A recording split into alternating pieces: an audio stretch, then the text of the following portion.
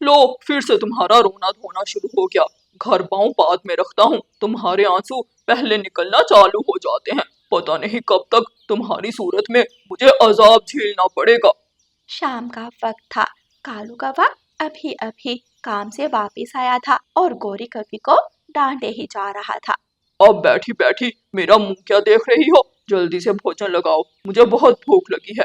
गौरी कवि कालू कौवे के लिए भोजन लेकर आती है और कहती है, कालू जी, मैं डॉक्टर बुलबुल के पास गई थी टेस्ट करवाने के लिए।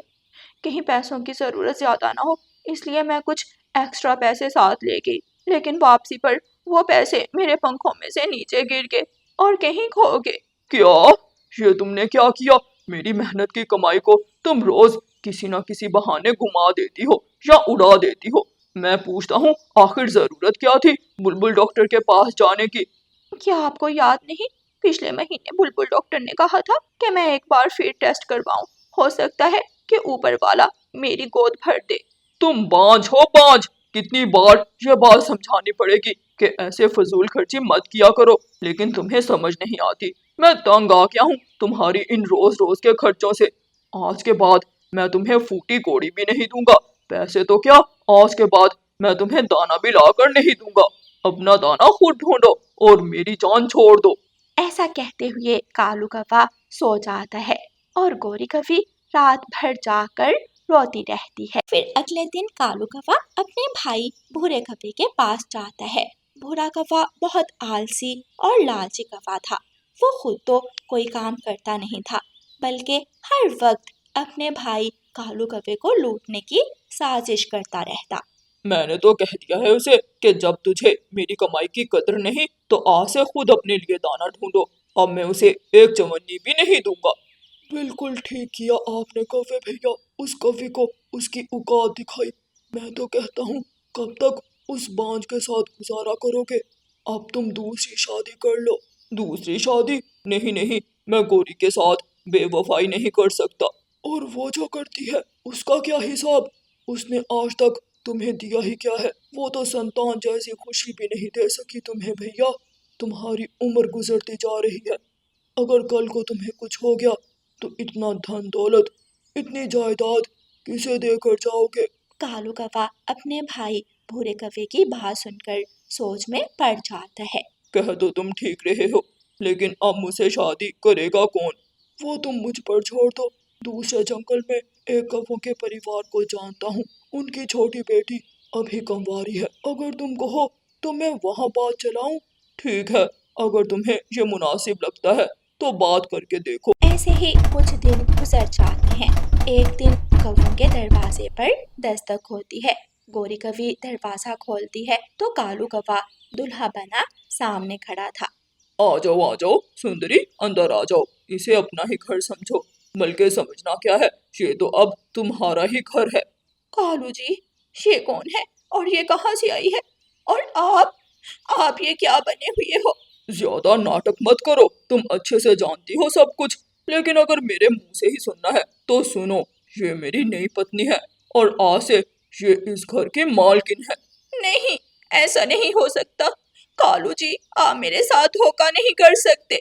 गोरी, अपने रोने धोने से मेरा मूड खराब मत करना। मैं बहुत थका हुआ आया हूँ। जाओ जाकर मेरे लिए और सुंदरी के लिए शरबत बना कर लाओ। कालू जी, मैंने आपका हर तरह का बर्ताव बर्दाश्त किया, आपका बुरा बर्ताव सहा, लेकिन आपकी बेवफाई सहना मेरे बस में नहीं है।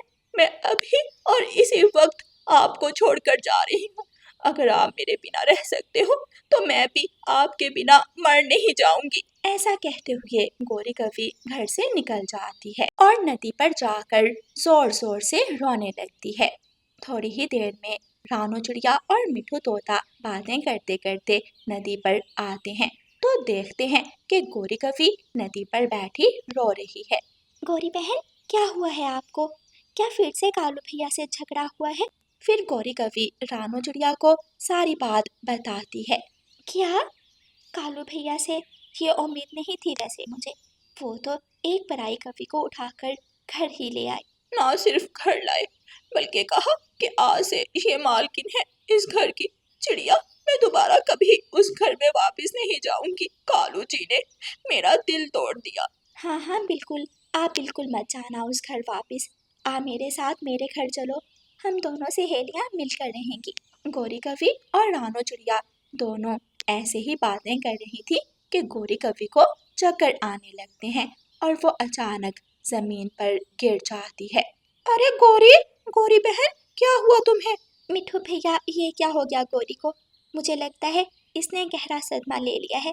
हमें इसे जल्दी से बुलबुल डॉक्टर के पास लेकर जाना चाहिए। फिर रानो चिड़िया और मिठू तोता गौरी कवि को बुलबुल डॉक्टर के पास ले जाते हैं। चिंता की कोई बात नहीं, गौरी कवि माँ बनने वाली है। क्या सच में? ये तो बहुत खुशी की बात है। हाँ, और मैं अभी जाकर कालू भैया को बताता हूँ। उनको एक ऐसी चीज की कमी नजर आती थी ना तुम में, मैं अभी जाकर बताता हूँ उन्हें। नहीं नहीं मिठू भाई, आप हरगिज ये बात कालू जी को नहीं बताओगे। मैं अब कभी भी कालू जी के पास वापस नहीं जाना चाहती। फिर रानो चिड़िया गौरी कवि को अपने घर ले आती है और उसका खूब ख्याल रखने लगती है। दूसरी तरफ कालू कौवा एक दिन काम से वापस घर आता है। कालू कौवा अभी दरवाजे में ही खड़ा था कि उसे अंदर से कुछ आवाजें सुनाई देती हैं। वो खिड़की में जाकर देखता है तो उसका भाई भूरा कौवा और सुंदरी कवि बैठे बातें कर रहे थे। तुम फिक्र मत करो मेरे राजा, ये सुंदरी सिर्फ तुम्हारी ही है। तुम्हारे लिए तो मैं कुछ भी कर सकती हूँ। तुम्हारे लिए ही तो मैंने तुम्हारे उस बुढ़े भाई कौवे से शादी की है। बस एक बार भैया तुम्हारे नाम अपना ये घर और खेत लगा दे। जब सारी जायदाद तुम्हारे नाम हो जाएगी तो तुम उस कालू को छोड़ देना।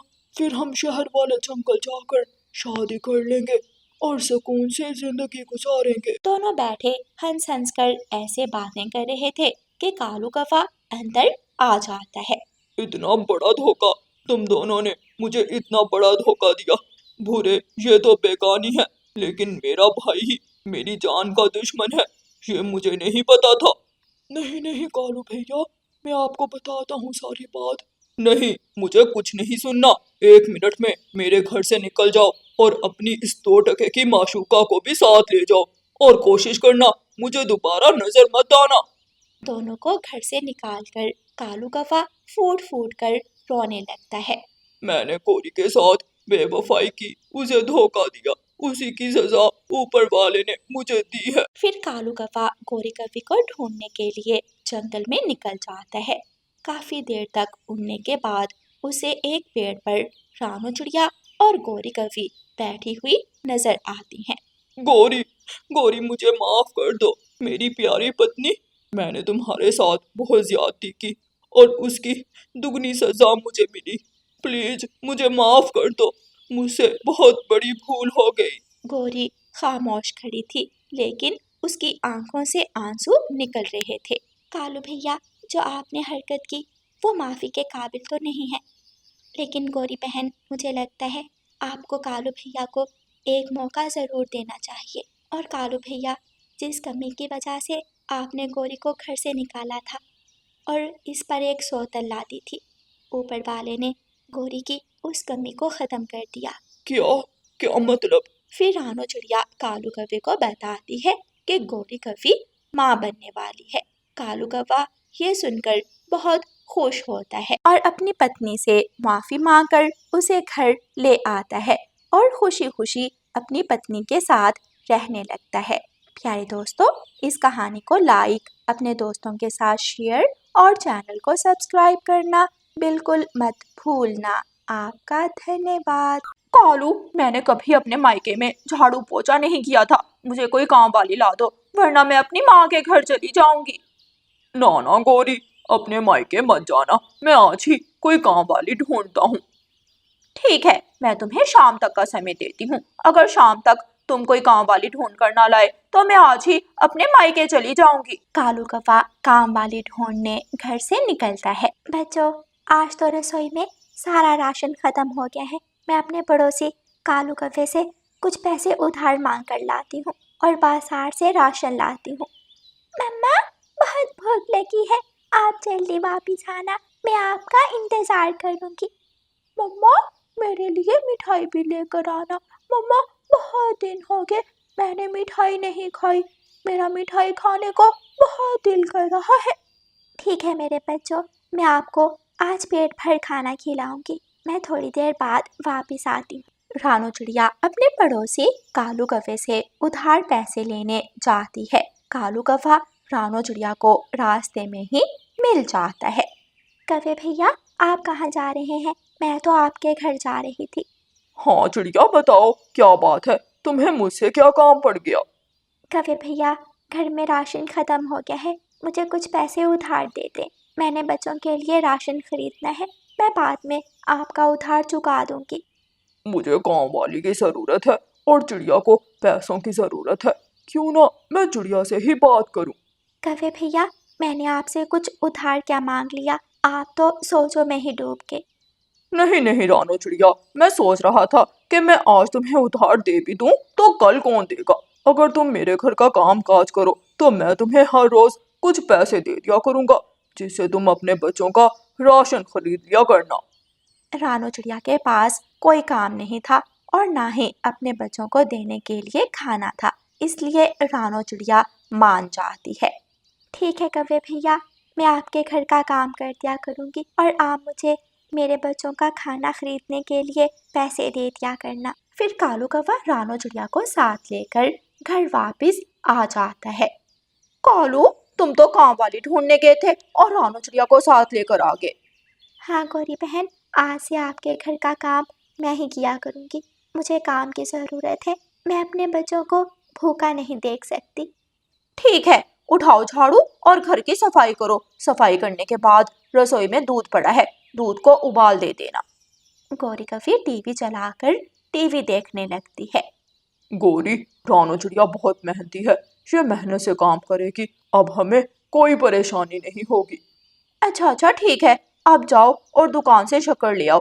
घर में शक्कर नहीं है, मैंने शाम को खीर बनानी। रानू चिड़िया पूरे घर की साफ सफाई करती है और फिर रसोई में जाकर दूध के पतीले के नीचे आग जला देती है। कुकू भाई, मम्मा अभी तक नहीं आई, मुझे बहुत भूख लगी है, चले हम मम्मा को जाकर ढूंढते हैं। दोनों बहन भाई अपनी मम्मा को ढूंढने घर से निकलते हैं। रास्ते में उन्हें कालू कौवा मिल जाता है। दोनों बच्चे कालू कौवे से पूछते हैं, अंकल अंकल, क्या आपने हमारी मम्मा को कहीं देखा है? हाँ गुड़िया और कुकू, तुम्हारी मम्मा मेरे घर में काम कर रही है। कुकू भाई, हमारी मम्मा हमें खाना खिलाने के लिए कौवे अंकल के घर नौकरानी बनकर काम कर रही है, चलो जाकर मम्मा को देखते हैं। दोनों बहन भाई अपनी मम्मा के पीछे गौरी कवि के घर आ जाते हैं। निकलो यहाँ से, तुम कौन हो? चलो भाग जाओ, सारा कारपेट गंदा कर दिया, कितने गंदे पाँव हैं तुम्हारे। आंटी, क्या हमारी मम्मा आपके घर में है? हम अपनी मम्मा को देखने आए थे। अपने बच्चों की आवाज़ सुनकर रानो चिड़िया जल्दी से बाहर आती है। गुड़िया और कुकू बेटा, आप मेरे पीछे क्यों आए हैं? मैंने कहा था ना कि आप घर में ही रहना, मैं आपके लिए खाना लेकर आ जाऊंगी। मम्मा, हमें नहीं मालूम था आप हमें खाना खिलाने के लिए दूसरों के घरों में काम करती हैं। बच्चों, काम करने में कोई शर्म नहीं, मैं मेहनत करती हूँ और अपने बच्चों को मेहनत का कमा कर खिलाऊंगी। रानो चिड़िया अपने बच्चों से बात कर रही थी कि रसोई में दूध को उबाल आ जाता है और दूध पतीले से बाहर निकलने लगता है। बेशरम चिड़िया, सारा दूध गिरा दिया, मैं तुम्हें छोड़ूंगी नहीं। गौरी कवि झाड़ू उठाकर रानो चिड़िया को मारने लगती है। मत मारे गौरी बहन, प्लीज मुझे मत मारे। आंटी आंटी, हमारी मम्मा को छोड़ दे, हमारी मम्मा को दर्द हो रहा होगा। आंटी प्लीज प्लीज हमारी मम्मा को छोड़ दे। आज इसे दर्द होगा तो कल ध्यान से काम करेगी। चूल्हे पर दूध रख कर आ गई तुम्हारे साथ गप्पे लगाने। फिर कालू रानो चिड़िया को कुछ पैसे दे देता है। रानो चिड़िया अपने बच्चों का खाना खरीदती है और अपने बच्चों को साथ लेकर घर चली जाती है। दोनों बच्चे खाना खाकर सो जाते हैं और मम्मा चिड़िया अपने बच्चों को प्यार से देखने लगती है। अगले दिन गौरी कवि चिड़िया से कहती है, घर के बाहर पेड़ के नीचे सूखे पत्ते गिरे हुए हैं। चल नौकरानी, बाहर जाकर पेड़ के पत्ते साफ कर।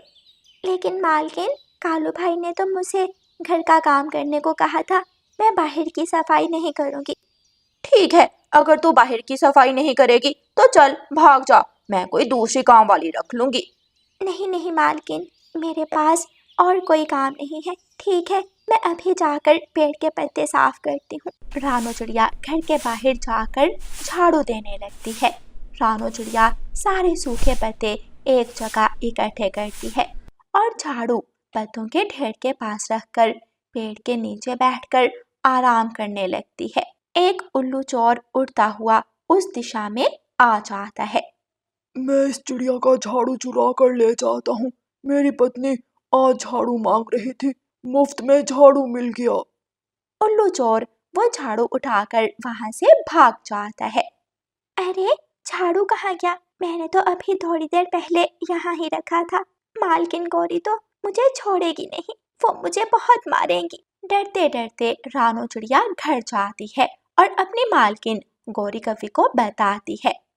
मालकिन, मैंने पेड़ के पत्ते साफ करने के बाद झाड़ू ढेर के पास रखा था और मैं थोड़ी देर आराम करने के लिए पेड़ के नीचे बैठ गई।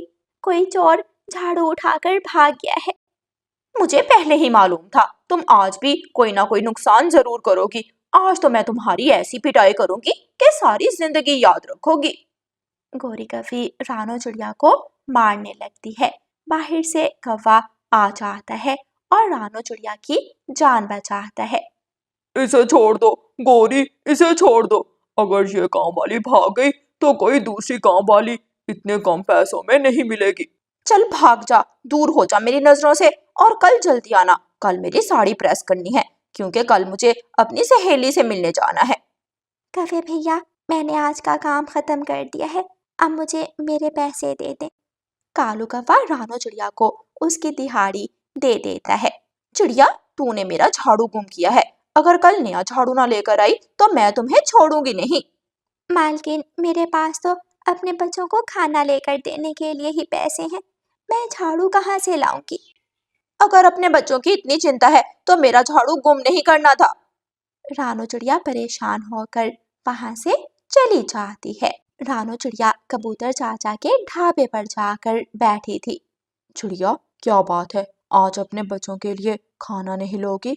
कबूतर भाई, मुझसे गौरी मालकिन का झाड़ू गुम हो गया। अगर अपने बच्चों के लिए खाना ले जाऊंगी तो कल झाड़ू कहाँ से लूंगी? अगर झाड़ू ना लेकर गई तो गौरी मालकिन मुझे बहुत मारेंगी। चिड़िया को अपने बच्चों की बहुत चिंता थी। बेचारी माँ क्या करती, वो उन पैसों से अपने बच्चों का खाना लेती है और घर चली जाती। मम्मा, आप इतना परेशान क्यों हैं? अपनी बेटी के पूछने पर रानो चिड़िया बताती है। बेटी, मुझे गौरी कवि का झाड़ू गुम हो गया है। अगर मैं कल झाड़ू ना लेकर गई तो गौरी कवि मुझे छोड़ेगी नहीं, वो मुझे बहुत मारेंगी। अपनी माँ की बात सुनकर गुड़िया भी परेशान हो जाती है। शाम के बाद गुड़िया अपने भाई कुकू को साथ लेकर खजूर के पेड़ के पास जाती है। कुकू भाई, हम खजूर के कुछ पत्ते तोड़कर ले जाते हैं और मम्मा को खजूर के पत्तों का झाड़ू बना देते हैं, फिर गौरी आंटी मम्मा को नहीं मारेंगी। गुड़िया खजूर के पेड़ पर चढ़ती है और कुछ खजूर के पत्ते तोड़कर पत्तों का झाड़ू बना लेती है। जैसे ही गुड़िया झाड़ू बनाती है, खजूर के पेड़ से एक तेज रोशनी निकलती है और खजूर का पेड़ गुड़िया से बात करने लगता है। गुड़िया, परेशान होने की कोई ज़रूरत नहीं। अब तुम्हारी मुश्किल के दिन गुजर गए। मैं एक जादुई खजूर का पेड़ हूँ, मैं तुम्हारी मदद करूँगा। मदद? लेकिन खजूर के पेड़ अंकल, आप हमारी कैसे मदद करेंगे? फिर खजूर के पेड़ से ढेर सारे सिक्के निकलने लगते हैं। गुड़िया और कुकू वो सिक्के लेकर अपने घर चले जाते हैं और अपनी मम्मा को सारे सिक्के दे देते हैं। मम्मा मम्मा, ये सिक्के हमें खजूर के पेड़ ने दिए हैं। रानो चिड़िया ढेर सारे सिक्के देखकर बहुत खुश होती है और फिर रानो चिड़िया अपने बच्चों के साथ खुशी खुशी जीवन गुजारने लगती है। अब रानू चिड़िया को दूसरों के घरों में काम करने की कोई ज़रूरत नहीं थी। प्यारे दोस्तों, इस कहानी को लाइक, अपने दोस्तों के साथ शेयर और चैनल को सब्सक्राइब करना बिल्कुल मत भूलना। आपका धन्यवाद।